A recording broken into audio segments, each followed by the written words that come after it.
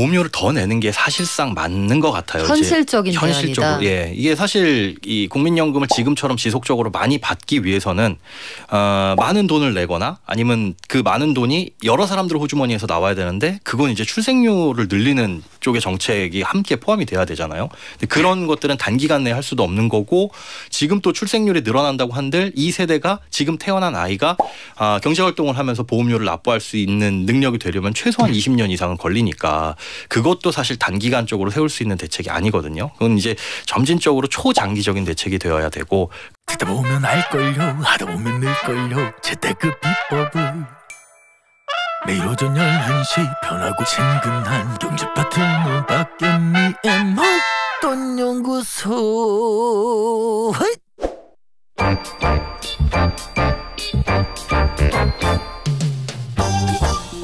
2주 전에 제가 이런 약속을 했어요. 국민연금 이거 가입하는 게 좋을지 아닐지 나이 들면 받을 수 있을지 없을지 어떻게 하는 게 유리할지 우리 소비자 관점에서 탈탈 털어드리겠다라고 했습니다. 우리나라에서 이 국민연금 먼지털이를 제일 잘하는 분이 제 옆에 나와 계세요. 행복자산관리연구소의 김현우 소장 나왔습니다. 안녕하세요. 네, 안녕하세요. 아니 소장님 무슨 자산관리연구소장이 팬클럽까지 있을 필요가 있습니까? 팬클럽 있는 김현우 소장님한테 질문이 막 쇄도하고 있어요. 어우 깜짝이야. 부인은 안 하시는. 네. 자, 우리 부인은 안 하시는 현우 소장님과 함께 국민연금 2057년에 고갈됩니까? 고갈된다라고 발표는 해요. 이게 그 재정 추계에서 나오는 얘기인데 사실 이거 고갈된다라고 하니까 마치 우리 통장의 잔고가 제로가 되는 것처럼 그렇게 느끼시고 공포감 갖는 분들이 많이 계시긴 한데 이 목적 자체가 이대로 가면은 언제쯤 고갈이 되고 재정 수지가 적자가 나니까 어떻게 해야 되겠다라는 방향을 세우기 위한 거거든요. 그러니까 우리도 사실 노후 준비라고 하면 내가 60세 때 정년인데 그때는 이제 월급이 딱 끊겨. 망했네? 이러고 끝나는 게 아니라 그 이후를 대비하기 위해서 그런 것들을 그려보는 거잖아요. 그쵸. 국민연금도 사실 그런 겁니다. 지금의 수익률, 그다음에 지금의 출생률 뭐 여러 가지 것들을 고려를 해봤을 때 이대로 계속 요 추세로 가면 국민연금이 쌓아둔 돈이 다 이렇게 소진되니까 그걸 방지하기 위해서 혹은 늦추기 위해서 어떻게 해야 되겠다라는 계획을 세우기 위함인데 다들 이제 고갈에 너무 집중을 하시는 거죠. 그런데 실제로 뭐 고갈이 된다고는 하지만 앞으로 어떻게 해나갈지 지금 논의 중에 있으니까 그런 걱정보다는 좀 건설적인 걱정을 우리가 고민을 다 같이 하는 게 좋을 것 같습니다. 그래서 건설적인 걱정 중에 제일 현실적인 게 이거예요. 고갈되면 내 돈 안 주나요? 이게 걱정들이 되시는 거잖아요. 가장 크죠. 그래서 뭐 일부 언론 보면 자극적인 제목의 기사를 쏟아내기도 해요. 90 몇 년생부터는 뭐 연금 한 푼도 못 받아 뭐 이렇게 하시는데 사실상 그거는 뭐 90 몇 년생뿐만 아니라 그 전에 연금을 받으시는 분들도 고갈돼서 진짜 못 준다고 한다면 이제 그때부터 연금은 모두 다 끊긴다. 이런 기사가 나와야지 정상인데 그렇지는 않습니다. 실제 고갈 여부하고는 별개로 일단 그 지급 방식이라든가 부과 방식을 다른 방식으로 전환할 수도 있고요. 그다음에 연금을 이제 적립하고 운용하는 방식도 바꿀 거고 그걸 이제 고민을 하는 건데 우리나라는 사실상 지금 세대가 모아서 그리고 과거 세대가 모은 걸 나눠주는 방식이 되는 거죠. 쌓아놓은 돈을 지급해 주는 건데 다른 나라들 같은 경우에 보면은 1:1은 아니지만 거의 건강보험료처럼 지금 이 생산활동을 하는 세대가 돈을 내서 그걸 이제 연금으로 받아가는 그런 나라들이 대부분입니다. 지금처럼 우리나라처럼 이제 쌓아놓고 지급해주는 방식의 나라들은 거의 사라졌거든요. 그러니까 어쩔 수 없는 거죠. 인구 구조 자체가 줄어들다 보니까. 그러니까 그런 부분들을 고민하고 있는 거니까 고갈되면 못 받는다. 이런 걱정은 안 하셔도 되는 게 전 세계 어느 나라도 연금이 고갈됐다 해가지고 지급 못 해준 나라는 없습니다. 그렇죠. 연금이 고갈돼서 지급 안 하면 난리가 나겠죠. 그렇죠. 이거 나라의 약속인데요. 그러면 만약에 그렇게 됐다고 쳐요. 정부가 그 전에 뭔가 대책을 내놔야 할 텐데 정부의 준비 상황은 어떻습니까? 이게 계속 사실 국민연금 개혁 논의 중이긴 한데 결론을 내리기가 쉽지 않은 상황입니다. 이게 워낙 사실은 또 국민들의 관심도 굉장히 깊고요. 그런데 그런 결정을 내림에 있어가지고 정치적인 부담들도 또 있다 보니까 근데 우리나라 국민연금의 가장 문제가 뭐냐 하면 너무 후하게 주는 게 문제입니다.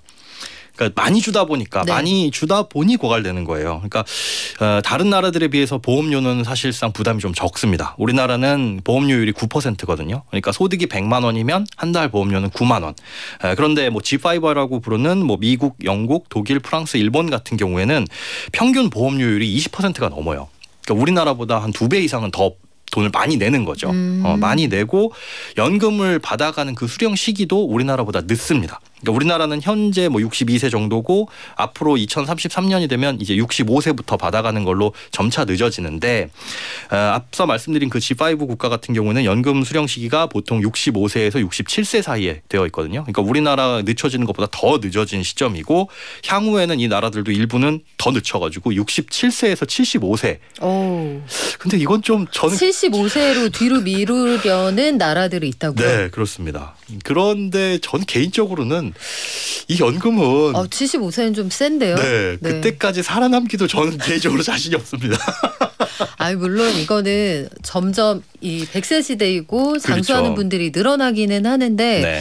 결국은 소득 보전을 위한 건데 75세 조금 느린 것 같기도 하고요. 맞습니다. 우리나라 얘기는 아니에요. 해외 네. 얘기입니다.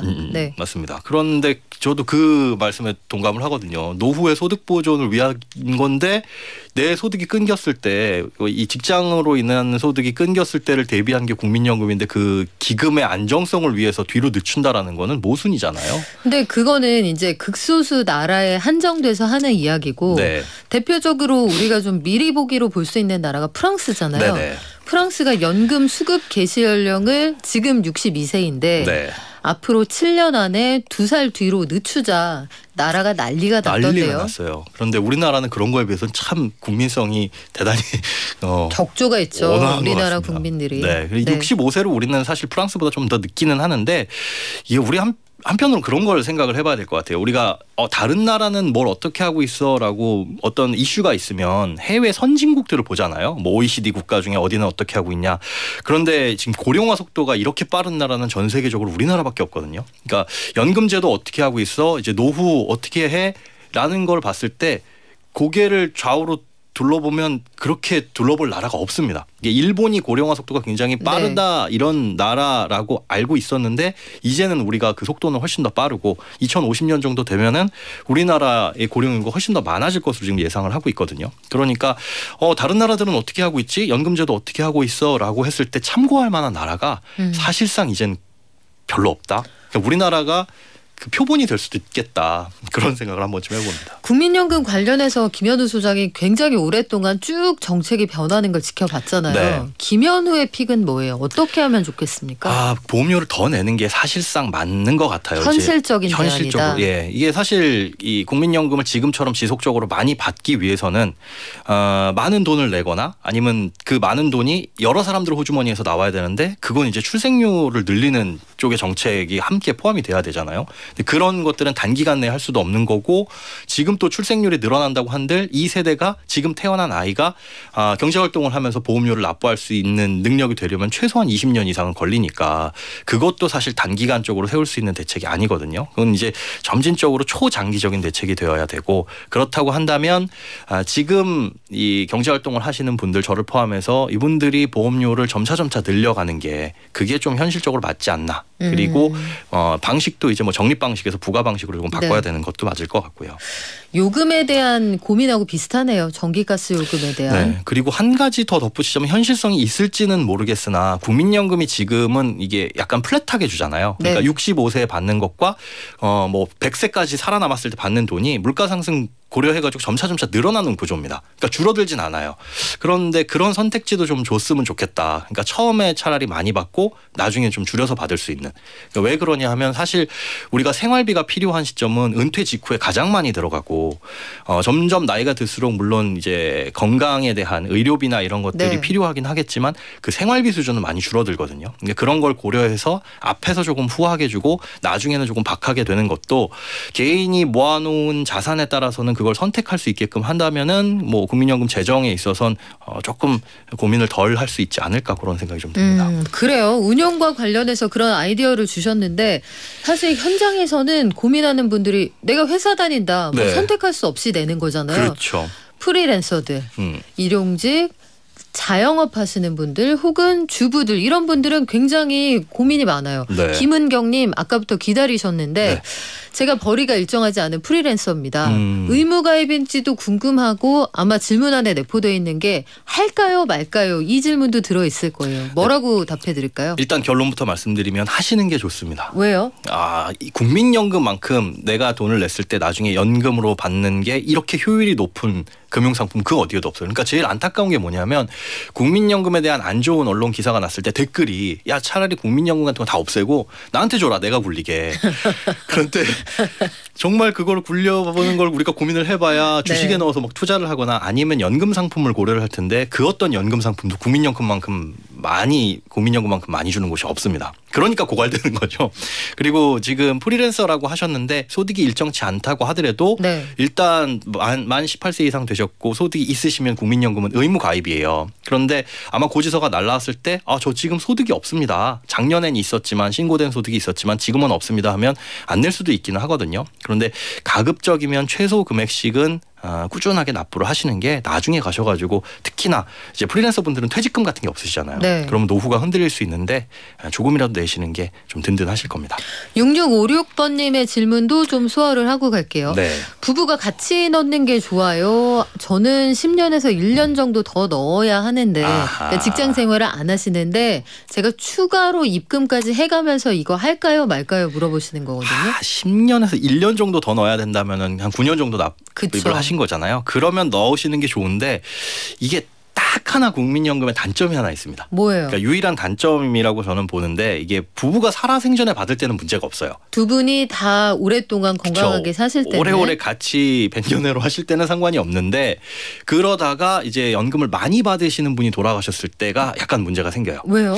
이게 유종연금 때문입니다. 그러니까 유종연금이라는 거는 이제 이 국민연금을 받던 분이 돌아가시면은 남은 배우자 유족에게 연금이 지급되는데 그러니까 20년 이상 가입하신 분이 돌아가시면 받던 연금의 60%를 원래는 이 배우자에게 주게 돼 있습니다. 그러니까 100만 원씩 받고 있다 남편이. 그런데 사망하시면 60만 원이 이제 이 아내분에게 평생토록 지급이 되는데 문제는 아내분도 국민연금을 수령하고 계실 경우에는 이게 이중급여가 안 되기 때문에 유종연금 받을 금액의 30%만 나와요. 그러니까 원래는 60만 원을 받을 수가 있었는데 60만 원의 30%인 18만 원만 받을 수 있는 거죠.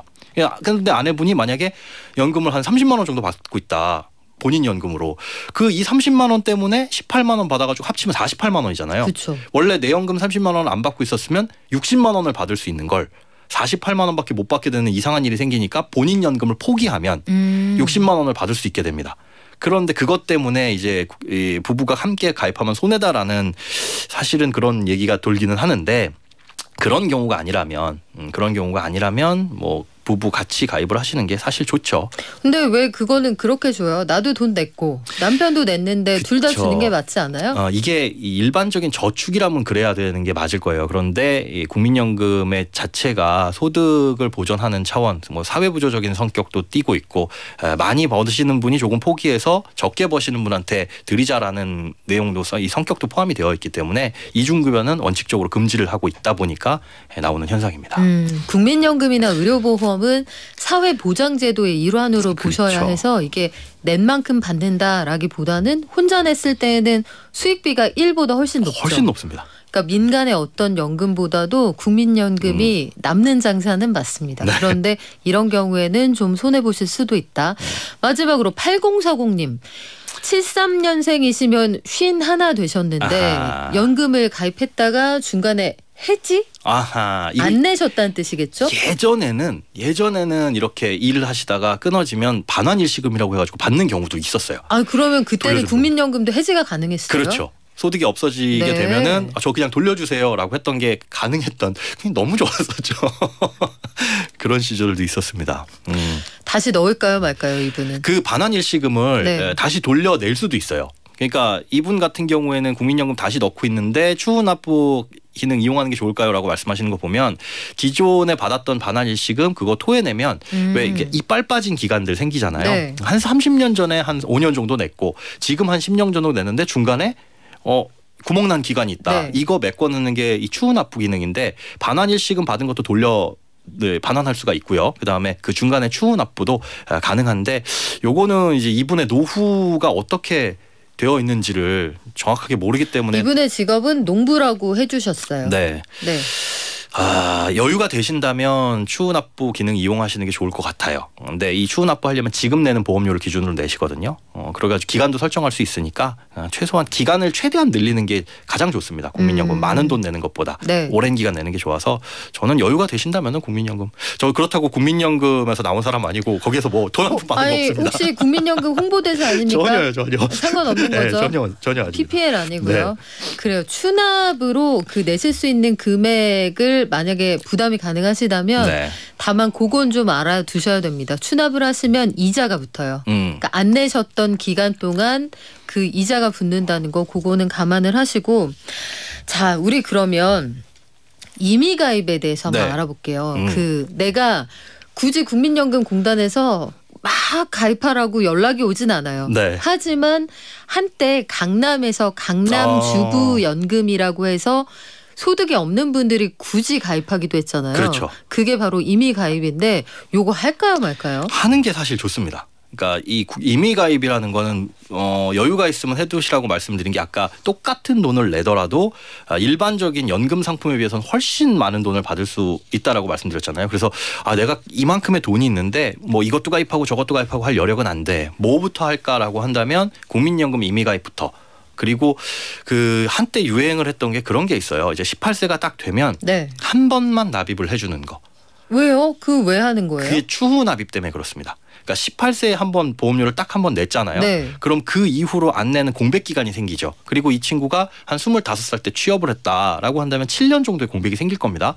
이 7년 정도의 공백은 나중에 가서 연금을 받기 전까지 60세가 되기 전까지 이걸 낼지 말지를 선택할 수 있어요. 그러니까 UT 때쯤 가서 됐을 때 이제 65세가 되면 연금을 받는데 이거 추후납부해서 연금 더 받는 게 좋겠네 라고 한다면 그때 가서 또 선택할 수 있는 선택지가 생기는 거니까 자녀들 이제 이렇게 성인이 됐다 그러면은 네. 한 번 정도 납입하는 이력은 남겨주는 게 물론 이제 추후납입도 이게 악용되다 보니까 부자들의 재테크 수단으로 쓰였어요. 나중에 가서 한꺼번에 돈을 냈더니 뭐 그거보다 훨씬 더 많은 돈을 받아가더라. 그래서 10년으로 딱 제한이 됐습니다.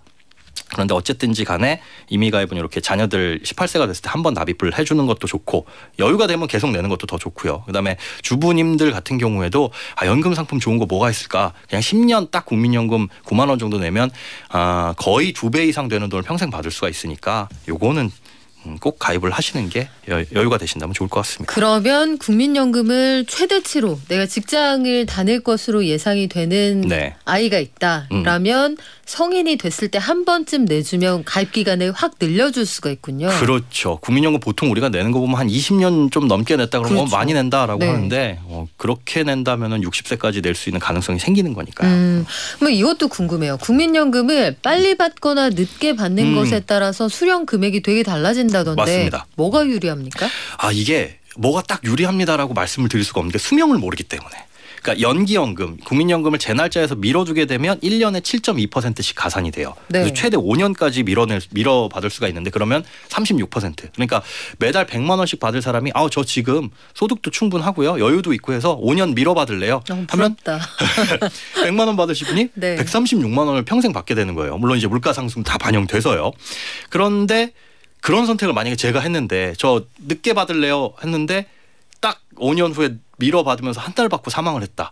그러면 이건 차라리 빨리 받는 게 나았었잖아요. 네. 그러니까 수명을 모르기 때문에 이게 계산이 안 되는데 그래도 한번 계산을 해봤어요. 그러니까 네. 당겨받으면 제 나이보다 당겨받으면 1년에 6%씩 감소합니다. 그래서 30% 연금이 덜 나와요. 그러니까 100만 원 받으실 분은 70만 원밖에 안 나오는데 차라리 근데 나는 65세까지 살 자신이 없어. 그럴 분들은 60세 때 받는 게 낫잖아요. 왜 비관적이에요? 이건 네. 또 수명이라는 거는 유전적인 이런 것도 있으니까 우리 집안이 대대로 장수해라고 한다면 연기연금도 나쁘지 않습니다. 그런데 이 연기연금을 하려면 연기연금을 늦춰서 받으려면 최소한 받은 이후로부터 13년 10개월 이상은 살아야 손익분기점을 넘어섭니다. 그리고 만약에 빨리 당겨받는다라고 한다면 16년 8개월 이상 살게 되면 그때부터는 손해예요. 그런데 저는 개인적으로 일찍 받을 생각입니다.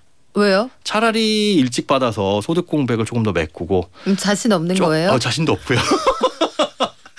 그리고 조금 편하게 일찍 살고 싶다. 그러니까 일찍 편하게 그 노후를 즐기고 싶다.